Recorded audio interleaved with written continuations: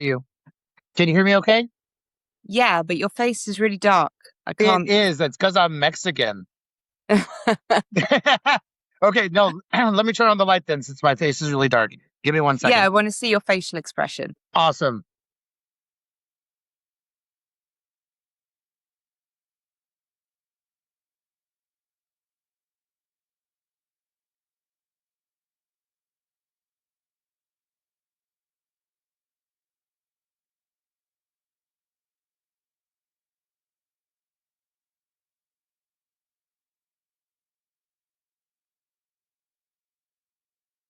Can you see me now? Yes. Excellent, excellent. So yeah, I hijacked you. We were already recording pretty much when you got here, but it's all good. I How can are always, you? huh? How are you? Daniela, I'm really good. I'm really, Good. really good. I mean, I might be the happiest I've been in years. That's Years. awesome. Yeah, yeah. When I decided some time back that I was going to turn my children's book into a curriculum, and one of the big things that they're doing in schools is called SEL, and it stands for social emotional learning, and Mm, it's having the children be aware with their emotions and aware of themselves, aware of their surroundings, aware of relationships, aware of problem solving skills. All of these things are things that they really want to push on the students. And I completely see why. Well, so I decided to, excuse me, I just had a smoothie and it had a bunch of stuff in it. Um, I decided to use the lead character from my children's book to make a curriculum that is half animated, half still frame. So instead of an adult saying, do these things, get this done, it would be one of their own peers. So, like, one of their own would be saying, hey, you know what's not such a bad idea? Being nice to other people. So they have a different perspective. They have it coming from the top and they have it coming from one of their peers. And it has been the most satisfying work I've done ever. And I'm yeah. not I'm not trying to downplay my stand-up career because it went well and it goes well when I want it to, but this is more my lane. This is what Jacob's supposed to be doing. It feels like everything was leading to this, to where I'm able Yeah. to contribute to elementaries and I will be done with the whole curriculum, 20 videos tomorrow, late afternoon. Wow, congrats. Thank you. Thank you. So that's how I'm doing. It has been a lot of obsessing, a lot of stuff that I don't understand and don't know how to do, on the computer, reading, asking AI, how do I do this? I think you're lying to me. No, you're wrong. Why are you trying to sabotage me, AI? And it's like, no, you just don't know what that word means. And I'm like, what does that word mean? And then I'll look it up and I know how to edit now. And so yeah, that's how I'm doing. But enough about me. We'll talk about me later. You're so kind to ask. And because we have such a long relationship that I talk to you like we're not on a podcast right now. But let's shift But it's gears. nice to hear about what's making you so happy and what you've been up to. Thank you. Thank you. I appreciate it. And we'll talk more. We're going to hang out in a couple of months in person and all that kind of good stuff. This was a long teaser, a long intro, but let's make it official. Thank you, everybody out there, for coming and joining us for another episode of the No Politics, No Religion podcast. Tell us your story in little brackets, in parentheses. Today, our guest is a dear, dear friend of mine. And she's probably not like, don't put a spotlight on me, but I'm going to put a spotlight and say, she's a Guinness Book of World Record holders. She can tell us all about it. She's a dancer. She's an entertainer. She's a dear friend. And she took me to go eat hot pot one time. So I think of her as a food connoisseur. This is our friend, Daniella DeVille. Daniella, how are you? Yeah, I'm great, thank you. Um, a bit like you, just really happy, really enjoying life, feeling good. So you're out there in outside of London, but most of your work is done in the city. So you Yeah, are that's in the right. UK right now, and I'm going to take a hard pivot. And I don't think I warned you about this, but before we start every episode, I do ask each guest one question. It's the only thing that every episode has in common. I like to bring back the innocence. I like to bring back that whole, oh, life is full of wonder and adventure. So I ask this question to each guest. Daniela, if you can have one superhero power, what would it be? Oh, I Oh, didn't warn you ahead of time. That's great. you put me on the spot because that's Damn so right. hard to choose, and I only get one. You get one, and if you want to give us your backup, then give us your backup too. So there's less pressure. So give us one, Okay, and then give us number two, and tell us why. I know what superpower I want. I want the power to stop time so that I have all the time in the world to do all the things. There used to be a show in the UK called, I think it was called Bernard's Watch, and he had a little pocket watch and he could just click it and time stopped for everyone else, but not for him. I want that. What's the first thing you would do if you would stop time? Everything. There's never enough hours in the day. And sometimes with life, I love life. I've such a like thirst for life. And I hate that we only get one time around because I'm like, I love my career. I love what I do. I love how I spend my time. But I, I would take 5 more lifetimes. I'd be an archaeologist in another life. I would try and be an Olympic gymnast in another life. So if you could stop time, like how many lifetimes could you have? So, what would be your number two? And then I'll get back to something I was going to say. What's your number two? Okay, number two would be, like how Matilda could move things with her eyes. No, I don't know who Matilda is, You don't have but the movie Matilda over there, and she can just look and like make things float around the room. so I know there's a Matilda, and my friends will tell you I don't know a lot about like I've never seen Peter Pan or Alice in Wonderland or any of those things, so I don't have that from my childhood. I don't know these things. I know that Matilda exists, but elaborate. What's up with Matilda? What does she do? She can just move anything, just make things float around the room by looking at it, even people. So in there, Oh, you get the gift of being able to fly as well because you could just levitate yourself. okay. Um, but I'd be so sneaky if I had that power. I wouldn't tell anyone I had it, and then I'd just win all the strong woman competitions because I'd just like levitate the heaviest weight or a car and be like, yeah. I love that. So, can I tell you? So, earlier today, I said I was going to put a pin in it and tell you what, after you said you wanted to be able to buy all the time in the world, stop time is what you said. Is that what you said? Yeah, Um, I'm going to say 90% of the guests I've had on this show so far, all time related. All, really. but they all have something in common. All entrepreneurs. All of them are Okay. entrepreneurs. Every That single makes sense. Yeah, yeah, it is a common theme. Like right now, I think you're like the sixth or seventh guest I've had on this podcast. I'm kind of being loosey goosey on when I do it. It's not every Monday at 3 p.m. It's not every Wednesday at 2. It's when I feel like it and my guest is available, I'll put it up and then we'll have fun. Like this episode will be up tomorrow. And so it won't take long. But every one of the guests I've had are people that I respect. I know personally so far and they've all said something kind of time related. They wanted more time so they can contribute back to the community. They wanted to go more places. They wanted to be able to go and do these things. It was all about more in the best way. And Yeah. I definitely feel you. Like I definitely would love to be able to have more time. At the moment, I mean, I'm doing sun up till sundown as far as working goes and watching a little bit of TV at the end of the night, but you got to make the time for the things that matter. So I mean, I'm making sure to. There's my nieces It's and nephews. You know, it's hard though, because when you have so many things that really matter and it's you want to make time for all of them. yeah, I really do, and it's. I think that's where the mindset comes involved. I think that's where you really want to be able to have a healthy mindset to where you're not beating yourself up and be like, oh, I want to do this, I want to do that, and it's like, oh, dude, be more spread it out. You know, spread out the intensity with a little bit of leisure, and I think that works out really well because I've been guilty of go too hard for too long and not smelling the roses. And then Yeah. sometimes when I stop and smell the roses, I don't do anything.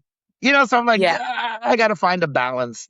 I heard Yeah. this a couple years back. If you're having problems deciding what it is to have balance, then pursue contrast. Yeah, I'd agree with that. I feel like I've got a pretty healthy balance. You know, I work a lot, I train a lot, but I also make sure I make time for my friends and family and partner because that's really important too. And not just like, oh, I'm seeing them for 5 minutes. Like, no, we're going to take a day. We're going to have a lovely day out or something. That's equally as important as all the work and training and everything. Which is perfect. I'm glad you brought that up. Now I want the people. I know what you do, and I met you in 2014. I believe it was September 2014 at South Bank. Wait, is it South Yeah. Bank? Yeah, that's Okay, right. so I met you over there. I met you through the world-renowned Lizard Man, also Space Cowboy. We get to meet, and I'm just basically like, "Hey, what's up? I've never been to England," and you're like, "Hold this giant python," and and I've told people this story. As a matter of fact, I don't know if I told you, I was doing a speech for some high school students maybe 2 weeks ago in San Antonio, Texas. And after I was done inspiring them and motivating them and giving them lessons and life plans, when I was off the clock, I showed them a video of you from 2014 putting the snake around my neck. And yes, it was also, I love this because it's half look at me showing off. The other half is look at how amazing life could be. Like you're actually an example to students as how anything is possible. I used you to drive a point home. Like, look at this. This is how grand life can be. And you were part of that equation. Thank So, you. I'm honored. yeah, absolutely. And so I met you there. You were doing something called sideshow performing. But let's go down to the roots of it all. If someone were to say, "Hi, Daniela, what's your job?" Let's start there. What is your occupation? And then we'll get to the rest later. My job is I am a full-time performer, mostly specializing in variety acts, Victorian sideshow, and circus. Ooh, I like that was a very good answer. Now I love that because I wouldn't have been able to. I would be like, she does all these things. She's amazing and she's great. It's like, what great at what? I'm like, everything. She's like a wonderful sprite from England. So we talked about this years and years ago before. I think I recorded an episode on my phone and put it on a platform, and it was us sitting outside in 2014. I didn't know you very well back then. I treated you like a guest on a podcast. Now you're my friend, and we've been friends forever.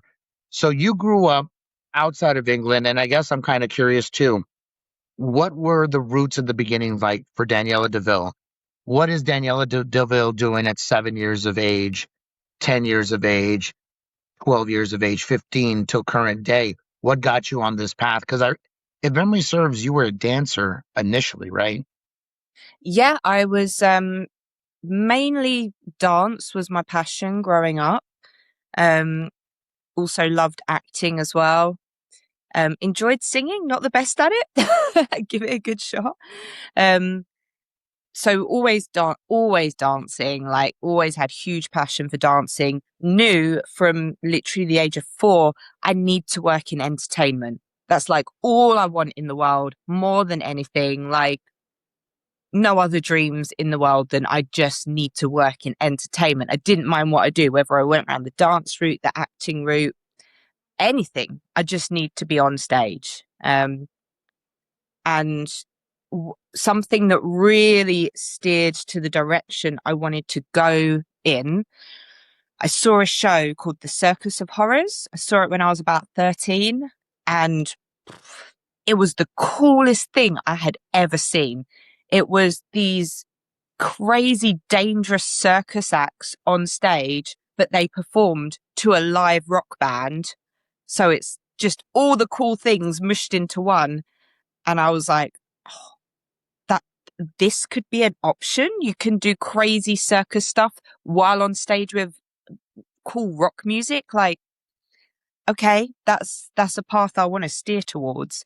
So that really started making me think about possibilities. Um, I went to full-time performing arts school after I left like academic school. That was like very dance and musical theatre kind of training. So a bit different to the path that I was thinking to go down, but it was all relevant. You know, we learned stagecraft. Obviously, to perform, you need to have a good body for dance and know your lines and transitions and everything. Yeah, that's kind of the start of it, I guess.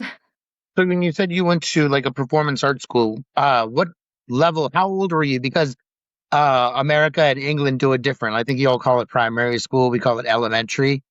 And then I don't know what you call it, secondary school, or what the levels are. How old were you when you went to this dance and theatric school?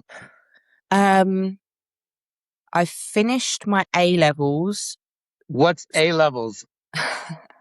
So you do your once you finish primary school, you go secondary school. At the end of secondary school, you do your GCSEs, which is like you do 10, 11 subjects, and that's like the final exam of all your schooling. And then you go on to do A levels, Is that which like is where, college? yeah, kind of, you're like 16 and you pick three subjects and you do your A levels in like three or four subjects. And then you go on to then at 18, you kind of go on to the path that you think you want to go into and study that full time. I mean, there are variations, but generally that's how it works here. So I would have been like 18 or 19 when I went to full time performing arts school, and that's like a 3 year full time course. Okay, and then from there, I suppose you entered the workforce after that. Did you go straight from there to auditioning for shows, or what happened then? How does that work? I was super, super lucky because just before I finished performing arts school, I went to see the Circus of Horrors again, and I like grabbed Dr. Hayes, the ringleader, after the show and like shoved my CV in his face. Um, and was like, I'm just about to leave performing arts school. I need to work with you guys. And they set you up. They said they had a weekend performance, or no, actually, it was a whole week long, I think. Um, like a freak show setup, and they said, come and, you know, do that week with us and we'll give you a trial. Wow. And a CV, if I'm not mistaken, I know this from British TV. That's like an application, right? Or a resume. A resume. It's a resume. But back then we weren't using the internet so much. So it was like I just took him a paper Mhm. CV. Okay. So did you get a real, because they were using you in this show, did you get a real life? Was there a major difference from doing it in school, studying, dance, etc., to a real life performance? Did you have jitters? Did you have nerves? I know what a bold performer you are currently. I know the current representation of Daniela DeVille. What was 18, 19-year-old version getting out for the first time in a professional setting? How did you feel about that? What was your approach? What was your mindset? I was really excited, but really terrified. And the people I was working with, I had been looking up to them for years, for like almost 10 years. So to me, they were almost like celebrities to me. I was just like, can't believe I'm working with these people that I've been going to watch perform for years. Um, I was still in like the student mindset a bit. So in my head, I'm thinking they're going to be almost like grading me, like, is her lines perfect? Which was not the case. But in my mind, I was thinking they're watching every step, every move, which they weren't. Um, yeah, it was terrifying, but really exciting. And I learned a lot. It very different to being at performing arts school, really different.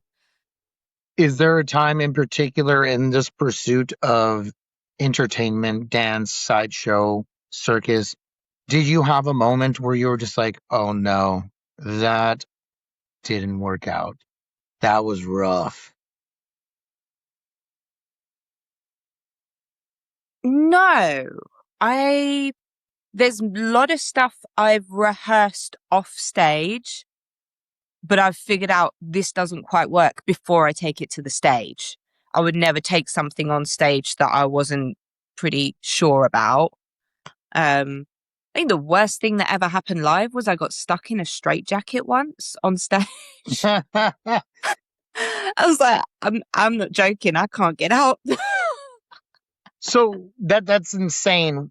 But I mean, I know that you're able to pivot and move because you're such a professional. I think you're touching on something I really used to push when I was a little more involved in a comedy scene was a lot of people use open mics when it comes to comedy as okay, now it's an opportunity to try this joke out. And I come from the mindset of you should have tried it out 1,000 times before you get to the open mic. Like that's Yeah, so, and it sounds like you're like of that mindset. You're like, get it right, get it good, then present it. I mean, yeah. there's room for error in our world. In yours, not as much.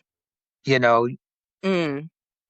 so you do sideshow, you do dance. Could you tell the people out here listening, because we've done variations of you and me talking before, but still, new audiences, our audiences changed. They've grown since we've last seen each other. There's more people paying attention. They may not have seen the last one, but sideshow, what do you describe circus and sideshow? What is that? Um, as in the stunts that I personally do or the scene as a whole? Let's go to the scene as a whole and then we'll work our way to you. Okay. Um, right. That's a huge word. There are so many acts that fall under the title of circus, whether you're an acrobat, a juggler, an aerialist, a foot juggler. Circus covers a big, broad spectrum. Sideshow is a bit more specific. Um, Sideshow is something that would have been around hundreds of years ago. And in the sideshow, you would get different types of acts. You would get your sideshow acts as in performing feats of danger and stuff like that. So like the ladder of swords, sword swallowers, the human blockhead. In the sideshow, you might have got people that labeled themselves freaks as well, much like your friend the lizard man. They're like a modified freak, lots of tattoos, body mods. Um, and also, a very long time ago, you would have got people in the sideshow that were back then what they called natural born freaks, that were actually considered the highest tier, the most impressive. And they were people that were born a bit differently. Perhaps they had some sort of difference on their body naturally. Um, yeah, so they were generally, that's what you would have found traditionally in a sideshow. I love that I asked you that question. Again, I know from watching and being around the world, but it's so clear that you understand the space that you occupy. Like I realize you're probably tired of it, like Jacob, you know what sideshow is. I'm like, not quite the way you explained it. That was really, really awesome. I really enjoyed listening to that. And I love the educational aspect of it all because I will give you an outsider's point of view.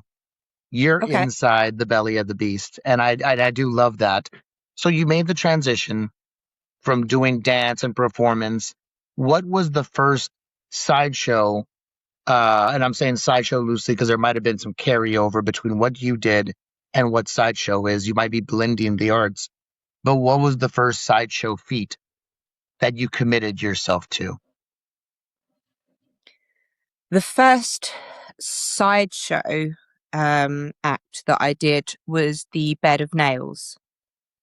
And actually, Dr. Hayes of the Circus of Horrors helped me with that. When I started working with the Circus of Horrors, I was doing a bit of contortion, squashing into their little jar. I was their girl in the bottle, and I was doing a bit of barking for them, which is like on the mic stuff. And he said, well, we've not got anyone doing the bed of nails. So he told me, go away, build a bed of nails. This is how you do it. So I followed his instructions, went away, built my bed of nails. And then, yeah, he helped me develop the act a bit. And that was my first ever sideshow act many years ago. And was that also an exhilarating feeling or? The reaction I got from the audience was quite addictive because I was used to like, oh, you do something pretty and yay, and you take a bow and they're like, oh, that was nice. Suddenly you're doing something that's got an element of danger or is perhaps a little bit cringy to some people. The reaction is different and it's fun. You know, you get to freak people out a bit. You get to see them be a bit uncomfortable. Um, yeah, and I was quite into that a bit more than just doing something pretty and impressive. It was just pretty impressive.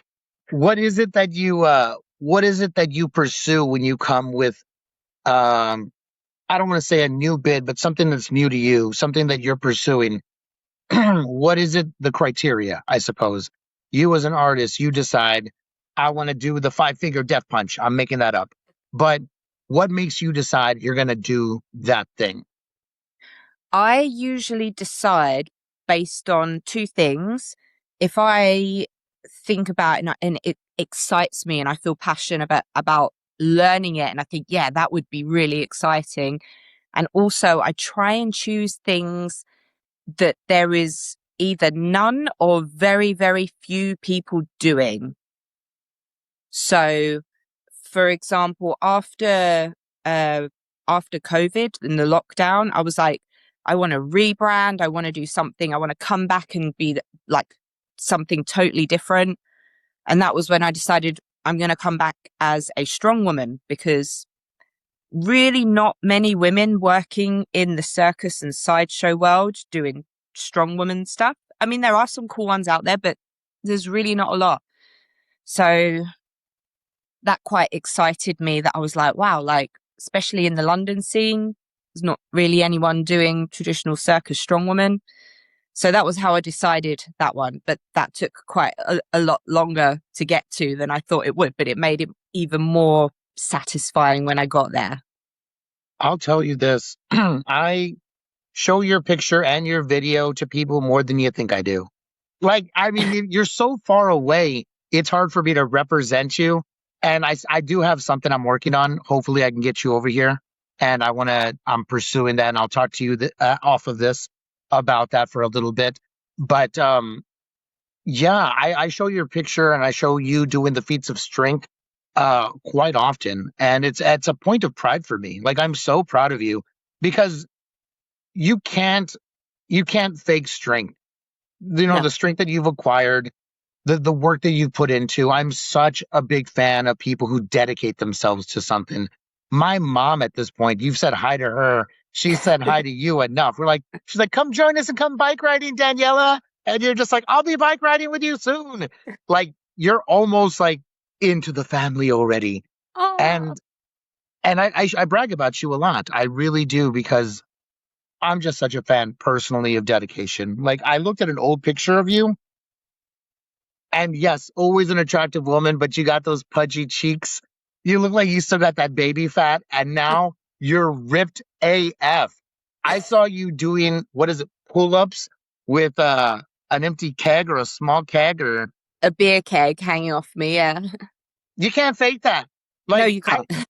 I don't even do pull-ups with my big beer keg body. You're doing it with additional stuff on there. That is so amazing. When you got into the fitness, now I know you were already fit because you did dance and you were a contortionist and you kept care of your took care of your body. What was the transition like from going to flexible and bendy and graceful to all of those things with the addition of power? What were your steps that you took to make this happen? This elevation, this completion of Daniela DeVille. Oh, this one was one of the longer journeys, to be honest with you, when I decided I want to be a strong woman and I want the real strength of a strong woman and I want to look like a strong woman, be ripped. Um, I didn't expect it to take so many years, but it actually took me years of dedication to change my body and to build up that level of strength. Um, I've always been into the gym, but there's a difference between just, I guess, training at the gym to stay in good shape and training at the gym to like, okay, I want to be next level strong. So yeah, I had to up my training from like training 2, 3 times a week to I train 5 days a week now. and I follow quite a strict plan, and I track all my food to make sure I'm having lots of protein, but not too many calories because I found out you can't just have the muscle. You have to keep your body fat low enough to see the muscle. So yeah, it was a bodybuilding plan, really. And did you have like certain hurdles where you were just like, did you put effort in a certain direction and pull it back and realize, oh, that's too much fat in my diet, or that's too many carbs, or maybe I didn't have enough carbs in my diet? What was that moment? How did you tweak that? Were you judging by the way you felt or the way you looked or both? A bit, yeah, a bit of both. And I had some good people around me that were able to advise. I've got one of my best friends. She's won some of the biggest pro bodybuilding competitions in the world. So I'm very lucky to have her around and to ask her any questions if I felt like things needed tweaking. And also, as you start to get more body fat off, you realize, oh, I've got good muscles there, but this area is a bit lacking. I need to work on that area a bit more. Yeah, just kind of tweaking as I went along. And uh, also, I love food, like um, lifelong chocoholic. So it was kind of figuring that balance of I can't take chocolate out my diet because life is too short. So how can I make sure that I get all the good things I need in my diet, but save enough calories just to have a bit of a treat every day because I really need that. I literally got my chocolate right here. And I've recently embarked on so in my lifetime I've worked out a bunch and eaten like crap, or I've eaten really clean, but I really wouldn't work out much. And for the first time in my life, as of 4 days ago, I'm doing both. And it's pretty great. But the chocolate, what you just said, that was my little mini fridge right next to where I'm sitting right now. And I will eat a little less so I can have that chocolate. And it's dark Yeah. chocolate. And I know it's not bad for my blood pressure, but so that's okay. But chocolate's my jam. I want to Yeah. have that. So I'm definitely anticipating when I go visit you and go do all the things in London. All bets are out the window. I'm traveling. I'm on holiday. I'm Mm-hmm. definitely going to eat what I want, do what I want. Yes. So, but I need to earn it. I have my best friend down here. I got like seven best friends, but one of them is very much into fitness. Actually, two of them are. And we were talking a couple of days ago. And since I'm on such a roll right now, I'm just like, man, I'm doing so great. And I talked to my best friend the other day and I said, dude, this is the happiest I've been in such a long time, professionally, emotionally. I gave him all the reasons. And he said, well, now it's time to step it up. And I do love my friends that are like that. They're like, oh, Yeah. I'm happy you're doing good. Now do better. And I'm like, you know what? If there's ever a time to do better, it's now. And Daniela, I'm telling you though, the first couple of days were secretly rough. Uh, they were. It's not, and it was at night. My blood sugar was dipping as I slept. Mm-hmm. So I'd gone too long without eating, and because I have the baby diabetes. I don't have the big kind. I just have the baby kind, just the baby beaties, and it makes me a little hypoglycemic. And as a result, in the middle of sleep, my blood sugar dropped, and I woke up thinking I was being waterboarded. Like I felt like I was being choked, and I couldn't breathe, and my tongue was Oh. vibrating. And I was like, "Oh, you went too long without eating, Captain Determined. Like that's too far." Mm-hmm. And so I've been adjusting a couple of things the last couple of nights. Little things like, okay, I'm not doing the chia seeds before I go to bed. That's going to mess with my, I'm going to do those. I already did those this morning. For you, it's for me, it's morning. I'm like, you know what? Do that at the beginning of the day. Get the omega 3s in you now. Yeah. And don't wait till the end of the night where it messes with your blood sugar. I'm not drinking the cinnamon tea before I go to bed. Also, an insulin regulator, but also chalky right here. So little things like that I'm messing with because I'm like, okay, I need to Mm-hmm. find my formula. Yeah. Determination isn't the problem. It's about how the body's reacting. Yeah. And I need to listen to it.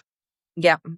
So like yesterday, I went for a walk jog under this new meal plan, and it felt like I was walking through quicksand.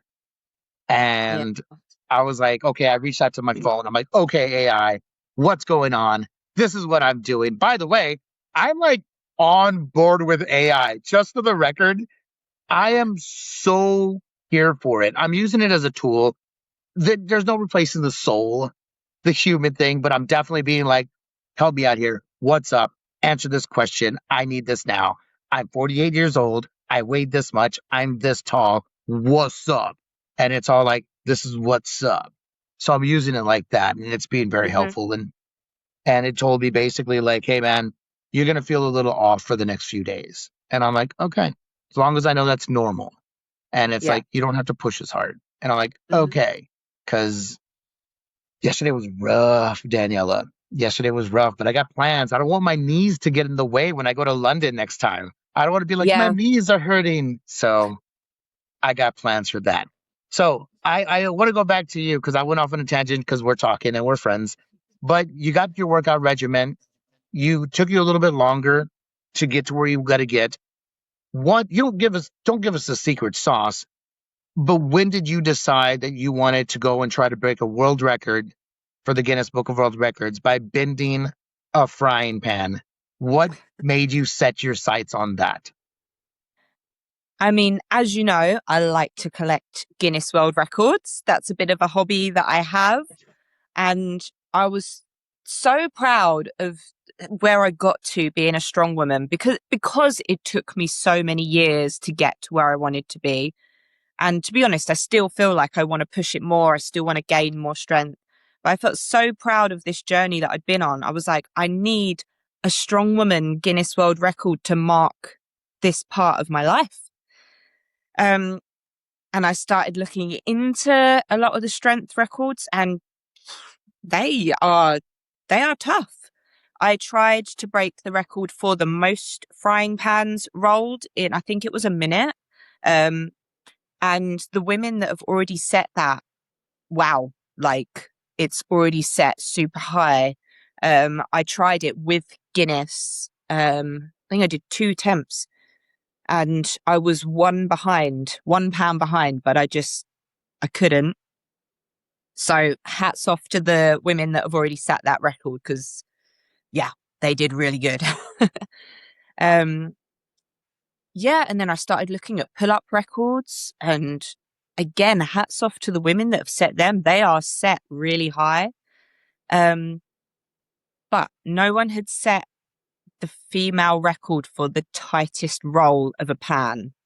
Um, and I was like, okay. So I started playing with how tight can I roll these pans. And yeah, that was the one I ended up landing on as the record I wanted to do. I just needed something to mark this chapter of my strong woman life.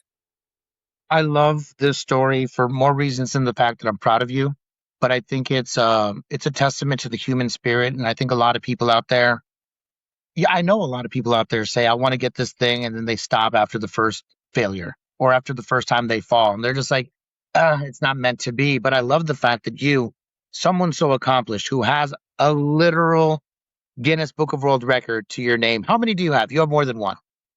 I've set 11 at this point. Okay. I didn't want to speak for you, but did you hear that? 11 right here. 11. So you have 11 Guinness Book of World Records, and it didn't all work out the way you wanted it to. You admitted it took you longer to become a strong woman than you thought. And all you guys out there, this isn't a speech for me, but I want you all to see that amazing and great people who have been there and done that did fall a few times before they got Mhm. there. I mean, and I love that you also said kudos to those women. I mean, those they earned it. They They earned did. it. They And you absolutely did. As someone that's worked so hard and I couldn't break their record. And trust me, I really wanted to take that record from them. I really wanted it. But hands up, they're just that little step ahead and good for them. have you always been a competitive person? Oh yeah. I understand. I I really Yeah. do. And I'm not scared of failure. Like failure is part of the journey and it will never deter me. I could take a lesson from you on that. I am not afraid of much. I walk around pretty fearless in life. Like I can do anything. And I actually do believe I can do so many things. But if I'm being completely honest, failure does scare me. It does. I mean, I know my lanes, I know my strengths, and I know my violently competitive nature. But I'm a little I think my ego is probably it still needs some work, Hmm. to it's gotten better. It's gotten better since we last talked over duck and or duck and cake over there in London. I've definitely or hot pot even. I mean, I've changed oodles since then, but I'm still not a finished product. I don't want to fail. I don't like it. And But are I'll we say it ever a finished product? fair. That's fair. That's fair. I would Yes, the journey is nice. And you're right. You said that earlier, enjoying the journey. I don't go through the whole list because I don't want to embarrass you on the spot, but what are a couple of other Guinness Book of World Records that you have obtained? I'm going to talk about the ones that I set less than a year ago. Um, I never saw a post about that. I you I I don't post about anything.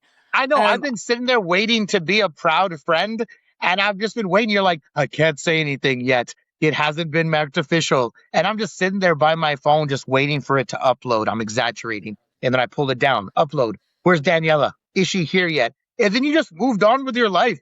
You set a yeah, record and then just moved on. So I set four records last September, and I'm really proud of them. I'm not on social media much. Yeah, I don't know. Sometimes is social media real life? I don't know. I'm with you on that. I am with you on that. I have a very love hate relationship with it. Sometimes I'll disappear for a little bit. And, Mm, sometimes I think, you know what? Some of these posts are actually helping somebody. You're not doing it for you, you're doing it for them. You yeah, know, sometimes I come from that train of thought. Other times I'm just super proud. I'm just like, this is what my niece and nephew did. Sometimes I'm like, this is what Danielle, I've made posts with you on it without even giving you a heads up. I'm just all like, look at this. This is amazing. Just know that it's out there. And that's partially for other people. I come from a region where a lot of people don't leave the region. So when I'm posting video of me on an airplane, some people message me. They literally do. Like, I've never been on a plane before. That's so wow. cool. Right. Right. Okay. It's a different perspective because some people are like, oh man, nah, not really. I don't have a lot of haters. But some people could be like, Jacob's just bragging. It's like, no, I'm trying to include you guys. Yeah, Some of these hardworking Mexicans down here, and when I say Mexican, I use that term loosely because some of them are Mexican American, some of them are Mexican, but even the Mexican Americans call themselves Mexicans. So it's a very interesting area down here. It's a very mix match hodgepodge of culture, especially not just in Texas, in the border town in which I live. And you'll come down here eventually. But I mean, Mexico, the country, is 7 minutes from where I'm sitting right now. well, Like okay. right now in this room on this podcast, if I go to my car, I can get to the country of Mexico in 7 minutes. So there is a bit of a different culture. So because with that border town culture also comes financial limitations to a lot of Hmm. families around here for whatever reason, whether it be geographical or they're first gen or they're not legal or whatever. So when I make a post about some of this stuff, it is like, where you don't need to watch TV. You can just watch my channel and I'll let you know that one of your own is representing you. I've gotten a lot of people, Danielle, that have been like, thank you for representing us. And it's weird because I'm not the most Mexican, but they know where I'm from and they're like, Yeah, we're putting our saddle on you and we're betting on this horse. And it's so super that is a good reason to post when yeah. Yeah. So, like I said, and then I'm also proud of my friends. I'm proud of you. So, I hijacked this part of the conversation by accident. But what were some of these posts that you made last September? Some of these Guinness Book of World Records? So the four records I set last September, one of them was the tightest roll of the frying pan, which we already spoke about. Another one was the fastest time to escape from a straitjacket whilst suspended upside down. Oh, is that our record? Is that our record? That is indeed because when you set a record, the you have to apply for it. Should I pull that blind down? Am I getting sun? Can you still see my face all right? Yeah, I'm going to you're pull that fine. blind down. Yeah, okay. And honestly, you can do whatever you. Oh, freak show in the background. So yeah, you can do whatever you want. No one's gonna freak out about any of this. This is laid back. This is friends hanging out. But yeah. So when you said you were saying the Stray Jacket record, which I just like giving you smack about, just being all like, it's just nice to be connected to anything that's great and grand. But what was that record? So the original stunt, everyone knows Harry Houdini for doing it, which is one of Hmm. the reasons I really wanted to set this record because Harry Houdini to me is just one of the coolest people that ever lived. And it's where you get hung upside down by your feet, and you are tied in a straitjacket and you have to escape whilst dangling upside down. And there was a record for the fastest time for a male to do it, but no one had set a record for the female fastest time. But they said for me to have the female record, I actually had to beat the male time anyway. And that was already set really fast. So, but look, I don't know your world completely, but if you break the male record, wouldn't you just be the world record holder, not the female fastest? Well, technically, but they decided to split the record in two. So the guy can still keep his record and I have my own female version. But they weren't giving me it unless I beat the male time. Okay, I'm not trying to start any problems with anybody, but if I had the record for eating 13 brownies in 1 minute, and it was the guy record, and you had to eat 14 brownies to get the world record as a woman, I, as the guy, would know I'm no longer the world record holder. Like, I'm not trying to start crap with you guys, but I'm all like, if it was beaten, it was beaten. So you're the world record holder. You're the world record holder. I don't know. I don't think about it like that. I'm like, he's got his record. I've got mine. I'm just happy I got a record for it. But again, it took me 4 attempts to beat that record. 4 attempts. And one of the times I was less than half a second off. And I Oh was like, no. come on. Because I think they said I could have like 3 attempts or something. And the final one, I was half a second off. And I was like, come on, you got to give me another shot. Um, yeah. And they gave me one more shot to attempt it. And I got it on the last one. You're just so persistent. Like, that's crazy. So, like, I had a bad show once. I'm going to say this was just once. I've only had one bad show ever. And no, this was, let's say like 2015, 2016, somewhere around there. I had a bad show and I was a fully formed adult. I mean, I'm late 30s, pushing 40 at the time. And I was wrecked, Daniela. Was Wrecked. was this at the Adelaide Fringe? That was the next bad show I had. Oh, okay.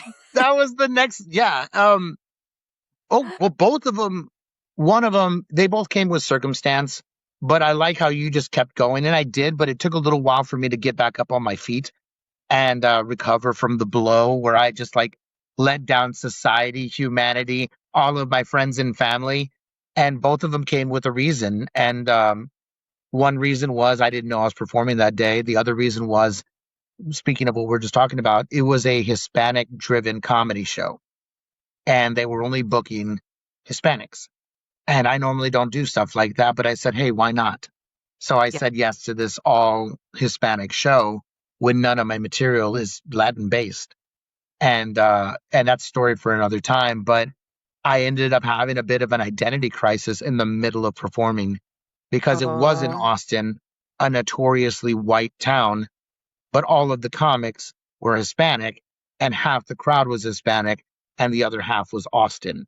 And here I was, the weird half breed mutt in between, literally going through an identity crisis on stage, trying to Oh, figure out who to please. Who am I talking to? oh, Am I talking to the Hispanics or am I talking to my fellow Austinites? yeah. And my jokes, I lost identity when I was up there. I'm pretty sure it showed on my face. Like, where do I go? What do I do? And I was several years into being a pro, but I had never had this freeze like I did. And Hmm. one girl later tells me, "Oh, my boyfriend really loved it. He can tell that you were messing with the crowd by looking so confused." And I'm like, I wasn't messing around. I was Yeah. literally skitzing out on stage. And I tried my best. It wasn't the worst thing that anyone had ever seen. It wasn't bad, but it also wasn't good. And you being like, give me another shot. I went home. I went to the bar to save face, had one beverage as fast as any man had ever had a beverage. And then 30 minutes later, I get a text from my comedy partner saying, Yo, Jay, you met him, Aaron Cheatham. Yeah. The guy that, yeah. So he's like, Yo, Jay, where you at, dude? Did you go home? And I was at my house like this, just just at such a dramatic close. I was like, I was at my house crying, and you're like, I'm turning off this little computer. Uh, I was just wrecked.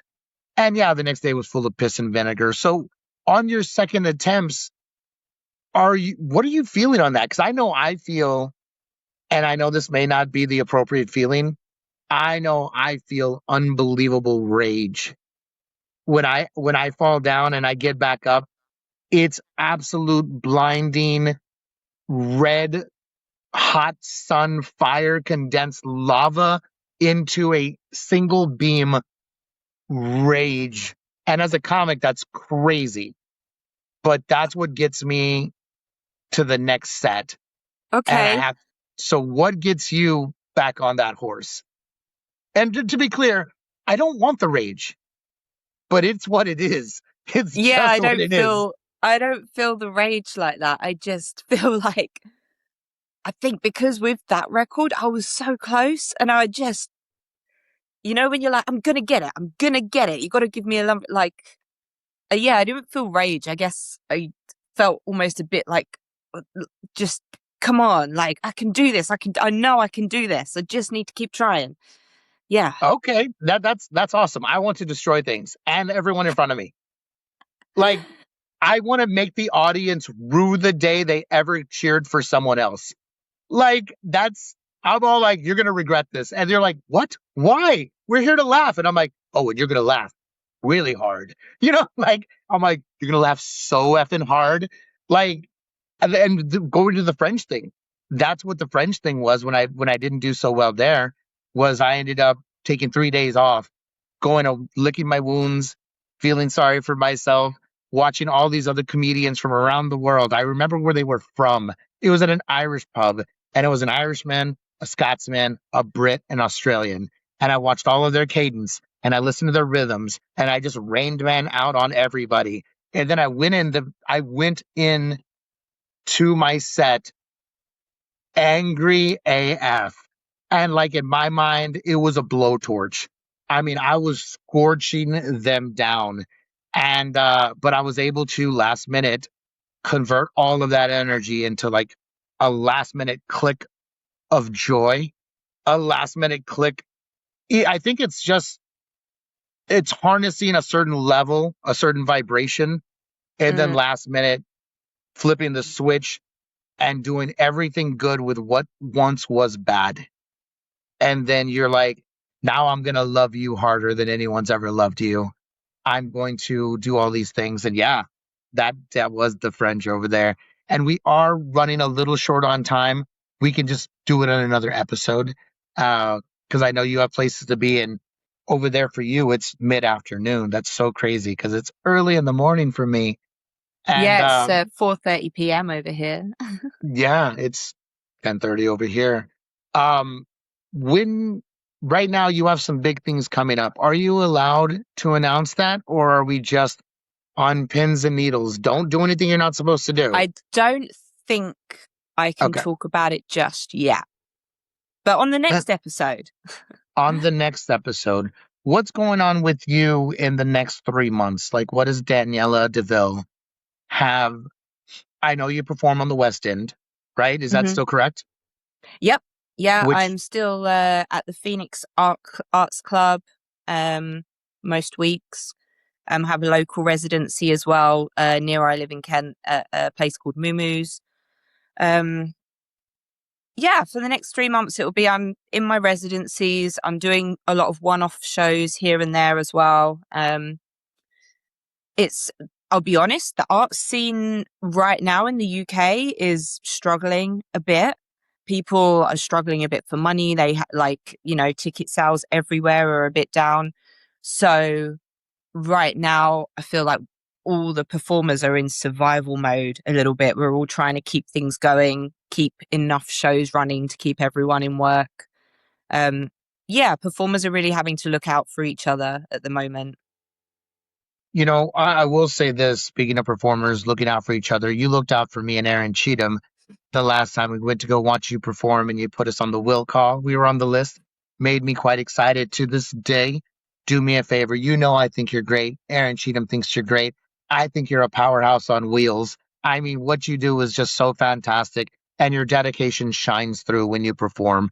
Your love of the craft shines through. You can see that radiating joy when you're doing your little thing. All the Thank you. things. I'm not giving it away. I'm just doing this with my body. It's And okay, you can give it away. I feel like it's quite no, known now that I have three honking boobs. yes, she has three honking boobs at one point. Is it genetic? I don't know. That's for her to to describe. But also, me and Cheatham have made reference to that night on several occasions while having some adult beverages, hanging out with the crew in Austin. But I wanted you to pass on this message. The host from that evening is top notch. I believe his name was Mike. It still might be Mike. Is that a host? He was a guy in drag. Said his name. I'm trying to think who we had hosting that night. Did you see Michael Twait? I think so. His name was Mike, and he went by Mike. Well, if he maybe it wasn't Mike. I feel like it was Mike. I Either think way, I think you would have that because we have really talented drag artist called Michael Twait that works at the Phoenix, and he is accompanied by Sarah Rose on the piano. yep, that's him. That's him. 100% Yep. him. 100% him. Those two have chemistry Yes. for days. They have They do. chemistry. Yes. I have been I have been shown the world of sideshow and circus, and I've been part of it in one way or another. But Cheatham getting introduced to it at such a high level with you, the gentleman that you take pictures with, he's a tan fella who goes on like these bars and swings around, and everyone can see way too much of him. But that gentleman was amazing too. I'm going to say Jordan. I don't know if that's Jules. right. Jules. Jules. There we Yes. go. Hey, it was a couple years ago, but left an impression. The burlesque Yeah. dancer did such a great job with the feathers. You were a monster, but me and Cheatham, as speakers, as people who present, were so jaw dropped, dumbfounded by that host. That guy, hmm Mike, absolutely crushed it. I was watching Yes. him host and peeking over at Cheatham, like, is Cheatham watching this? Is he watching this? And I didn't want to take away from his experience and be like, hey, hey. I was like, just let Cheatham watch. And I hope and I trust he's going to take some nuggets of rhythm and timing and overall stage presence. Pass it on to Mike when you see him. Me and Cheatham, two very solid comics, have sang his praise on a million of occasion. Yeah. Let Michael him Twait know. and Sarah Rose are cabaret legends. They've been working together for, oh my God, possibly like 20 years now. Really long time. And every show is different, and every show, you can never get bored of watching those two. Legends. They were good, and their chemistry. And me and Cheatham were riffing, talking about is all like, I'm gonna hear Katy Perry, fireworks, Lady Gaga, whatever, and then I'm gonna hear, Grease. And then the girl on the piano, Sarah, is what you said, right? Yeah. She sits there and computes, and Yeah, she's she like, doesn't use any sheet music. She just goes, right, I've got these 5 songs. I'm going to mash them together with no music, just from memory. And every week I watch her do it. Every week, different songs. You know, you said if you wanted a superpower, she has one. She definitely has one. And that Mike, boy, his timing, his interaction, his crowd work, Yeah. his ability to sing. Like, here's the thing, singing's a thing. Timing. It's one thing when you dress up and you lip sing a song, don't get me wrong, whatever. But he was up there doing the damn thing. So, Yes, anyway, just wanted to bring that up. Pass on our respect and gratitude from me I and Cheatham absolutely will. to both of those legends. And Yeah. you are a legend, but you're also my friend. I adore you. You're amazing. I'm in your cheering section. I'm going to send you a message the next couple of days because I do want to talk some numbers with you because I might have something for you in the States. Hmm. Um, and I want to also orchestrate that, but that's a conversation for a different time. Where can the people find Daniela DeVille, Miss Secretive, on social media? If they want to book your services or they want to learn a little bit about you, where do they find you? I'm probably most active on Instagram. I don't bother too much with any other socials. So yeah, just Daniela_Deville on Instagram. And if someone wants to book your services, do they go to your website or they also do it on the Instagram? Either way, really, you can email me through my website or you can message me through Instagram and I try and check my requests every other day. And what's the website?